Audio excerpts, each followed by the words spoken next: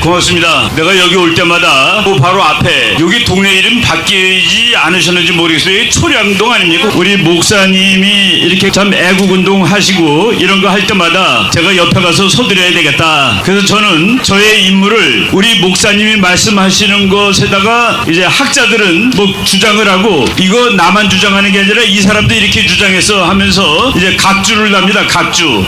저는 우리 목사님이 하시는 말씀들이 정말로 다 맞는, 이론적으로도 맞고 학문적으로도 맞고 그런 각주를 달아드리는 역할을 해야 되겠다라고 생각을 하고 있는데, 오늘 우리 목사님이 말씀하신 거 보면은 완전히 현대 요약하자면은 좋은 지도자가 있는 나라는 흥하고 지도자가 엉성한 나라는 망한다라는 얘기를 했습니다. 우리나라 역사 이래 가장 엉성한 지도자가 고종입니다. 나라를 뺏겼으니까, 나라를 말아먹었으니까. 그리고 우리나라 역사에서 가장 훌륭한 지도자를 한 사람 뽑으라고 그러면은 이승만 대통령입니다. 나라를 건국하시주의 자본주의입니다. 자유주의 자본주의는 언제든지 속도가 늦습니다. 그럼에도 불구하고 마지막 승리는 어느 경우든 자유주의 자본주의였습니다. 그래서 이승만 대통령이 1948년에 자유주의 자본주의 민주주의 국가를 건설했고 저 위에는 김일성이가 공산주의 240달러를 벌었습니다. 많은 사람들이 김일성이가 이승만보다 잘한다라고 생각했는데 그 당시에 미국보다 소련이 경제발전 속도가 너무나도 빨라서 그때 많은 미국 사람들이 이제는 공산주의가 그게 승리하는 모양이다. 닉슨 대통령이 1968년 대통령인데 그때 소련 수상이 닉슨이 부통령 할 때입니다. 우리들은 당신네자 그리고 앞으로의 세계는 공산주의야 라고 얘기했을 때 닉슨 대통령이 뭐라고 대답했냐면은 자신없게 대답했다고 나중에 회고록에 썼습니다. 자기는 이렇게 말했지만은 너무나도 자신이 없었다. 소련 수상한테 당신네들의 자손은 자유주의 국가에서 살게 될 것이오 라고 자기는 자신없게 얘기를 했는데 나중에 소련이 망하고 후르쇼프의 아들이 미국으로 이민 와서 미국 대학 교수가 됐습니다. 그래서 자기가 한 말이 맞았다 그랬는데 이승만 박사가 깔아놓은 이 생각과 사상과 제도, 그런 것이 오늘 우리가 북한을 완전히 앞서게 하는 그런 계기가 됐다는 겁니다.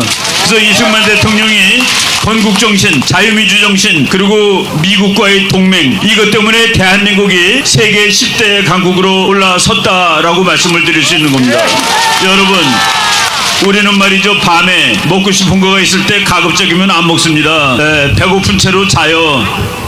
먹을 것이 없어서 배고픈 채로 자는 것은 슬픈 일입니다. 근데 우리는 먹을 것이 너무 많고 너무 많이 먹었기 때문에 칼로리를 줄이기 위해서 밤에 먹을 것이 많음에도 불구하고 안 먹고 자는, 배를 골고 자는 그런 나라가 되었습니다. 이 세상에 미국의 하버드 대학 교수 한 사람이 세 가지 부류의 인간들이 살고 있다. 1. 한국 사람처럼 칼로리 따지면서 밥 먹는 사람들, 살 빼려고 돈 쓰는 인간들, 그게 첫 번째 부류입니다. 두 번째 부류는 먹으려고 사는 사람, 살려고 먹는 사람들. 야, 내가 지금 반찬 맛있고 좋고 이런 거 관계없어, 나는 먹고 살아야 돼. 세 번째 부류, 다음번 밥이 어디서 올지 안 올지 모르는 인간들. 지금 대한민국하고 북한하고 똑같은 사람들입니다. 똑같은 사람들이에요. 말도 같이 쓰고 생긴 것도 똑같습니다. 그런데 대한민국 사람들은 살 빼려고 돈 쓰고 북한 사람들은 어디에서 밥이 올지 모르는 그런 삶을 살고 있습니다. 그게 바로 이승만 박사가 만들어 놓은 이 대한민국이 바탕에 깔려있는 정신 때문에 우리가 그렇게 잘 사는 나라가 되었다라는 말씀을 드립니다. 재작년에 말이죠, 재작년 4월 1일입니다. 북한 정부가 북한의 장교들한테 사실은 읍소를 했습니다. 장교 여러분, 죄송합니다. 여러분들한테 한 달에 열흘치밖에 쌀도 아니에요. 그러니까 뭐 곡물, 밀가루, 강냉이, 옥수수 이런 거 다쳐가지고 한 달에 열흘치 식량을 드리겠습니다. 앞으로 금년 여름에 농사를 잘 쳐가지고 이제 가을이 되면은 그때부터 다 드리겠습니다 라고 2020년 4월 1일날 김정은 정부가 북한의 장교들한테 이렇게 읍소를 했습니다. 여러분, 한 달에 열흘치 식량을 준다는 게 무슨 뜻입니까? 하루에 한 끼 먹으라는 소리 아니겠습니까? 장교한테 하루에 한 끼 먹이는 나라입니다. 그런 나라가 2020년 여름에 너무나도 홍수가 심해가 협의가 나가지고 10월 1일부터 제대로 다 주겠다고 그러는데 다 주겠다는 다 주기 시작했다는 얘기를 제가 들은 적이 없습니다. 여러분, 지난 1월 달에 북한이 미사일을 7회에 걸쳐서 11발을 쐈습니다. 11발을 쐈는데 미국 학자가 그 돈이 얼마나 들었느냐를 계산한 것을 제가 최근에 읽었습니다. 여러분, 북한이 장거리 미사일을 쏘는데 요번에 제일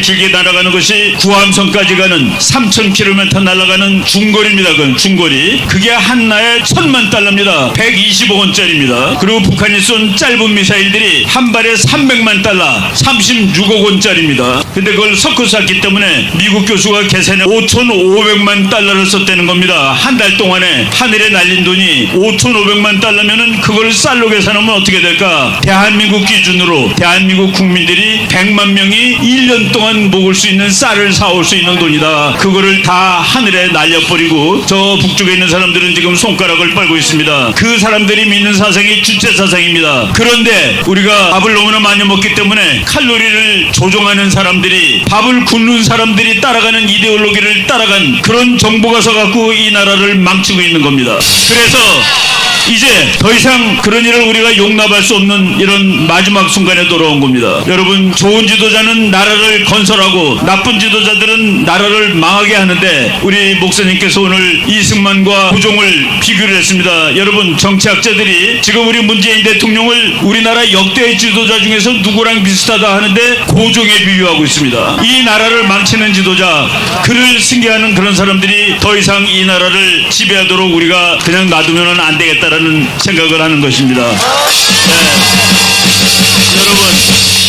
부산은 여러분들이 부산에 있으니까 후방이라고 안심. 6.25 때 북한이 내가 전쟁을 왜 졌느냐? 부산 때문에 졌다고 그럽니다. 부산 때문에 진 이유가 뭔데? 부산을 점령하지 못했기 때문에 부산을 통해서 물자가 들어왔고 그 물자 때문에 전쟁을 하는 바람에 자기네들이 대한민국을 다 접수하지 못했다. 그래서 부산의 제2의 한국전쟁 전쟁계획은 부산을 먼저 점령하는 걸로 되어 있습니다.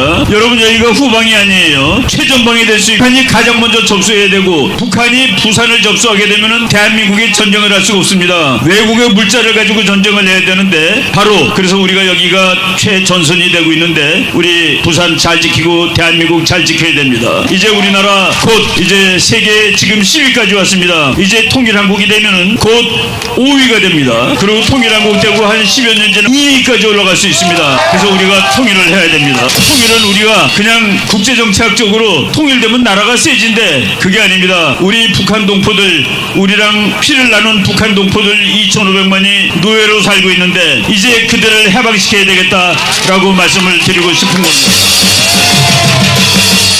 제가 우리 목사님 각주를 달아드린다고 생각하는데 목사님이 무슨 말인지를 도무지 알 수가 없습니다. 목사님도 부산에 내려오실 때까지 몰랐을 거예요. 기차 타고 나오는데 기차에서 내려오는데 목사님이 내 오늘 이승만 박사하고 고종 얘기를 할 거예요. 그러니까 우리 교수님께서 이 부연되는 얘기를 좀 해주세요라고 기차에서 내리면서 말씀드린 겁니다. 그런데 신기하게도 제가 어젯밤에 내일 내려가면은 이승만 박사고 해가지고 조그만 자료를 하나 정리를 했습니다. 그거 읽는데 30초밖에 안 걸리니까 그거 읽어드리고 제 말씀을 마치도록 하겠습니다. 그거 하기 전에 북한이 1월 30일 날 제일 비싼 1,000만 달러짜리 미사일을 쏜 그 거리가 3,000km가 조금 넘는데 미국 사람이 계산해 보니까 이게 저쪽 내려가면 구암섬이라는 데가 있습니다. 거기 이제 미군 기지가 있는데 아니 여기를 쏘려고 이 미사일을 쐈구나. 바로 미국 사람들이 그래도 대한민국을 참 친구로 생각하는 것 같아요. 구암섬에다가 엊그제 미국 폭격기 B-52H라는 무지막지하게 생긴 폭격기가 있는데 그것을 4대를 갖다 놨습니다. 핵폭격기. 그 비행기는 북한까지 3시간 반 만에 갑니다. 학생들이 물어봐요. 교수님, B-52 4대가 북한 가서 무슨 일을 할 수 있어요? 제가 그랬습니다. 한 3시간 반 만에 북한 가면은 북한을 30분 만에 구석기 시대로 돌려놓을 수 있는 것이지. 우리가 여러분들 미국 깃발 다 흔들고 계시지만은 이 그림 자체가 미국이 이 나라를 내가 도와줄 수밖에 없다라는 그런 마음을 다시 한번 강하게 하는 계기가 되는 겁니다.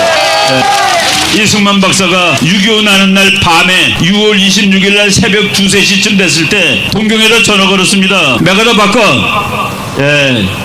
메가더 장군 부관이 주무십니다. 장군님 주무십니다. 바꾸라니까 주무십니다.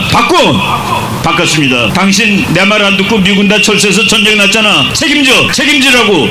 바로 전쟁이 난 그날 미군 별 5인 사람한테 전화가 걸어서 거의 반말로 이 나라를 책임지라라고 얘기할 수 있는 그런 대통령을 우리가 가져야 되겠다고 말씀을 드리는 겁니다. 그런 대통령을 뽑아야 됩니다.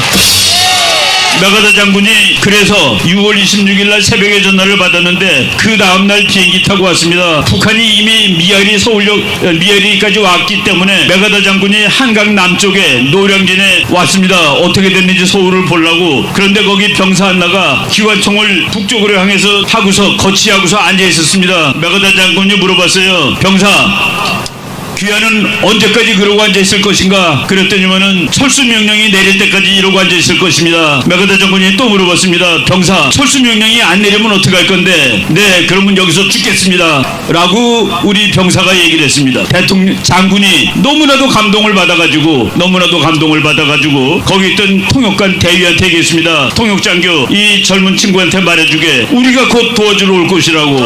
그래서 미군이 와서 이 나라를 도왔죠. 6.25 전쟁하는 동안에 미군들이 대한민국 군대를 보고 너무나 놀랐습니다. 나라가 생긴 지 2년 만에 전쟁이 났는데 이 군인들이 그렇게 애국하고 탈영병이 없는 거예요. 탈영병이. 전쟁할 때 어느 나라든지 도망갑니다. 무섭잖아요, 죽을까봐. 그런데 대한민국 군대가 생긴 지 2년밖에 안 된 나라의 군대가 탈영병이 너무 없어서 미군이 놀랐다는 거예요. 미군이 어떻게 해석했는지 아십니까? 얘네들이 대통령을 너무나도 존경해. 대통령을 아버지처럼 생각해.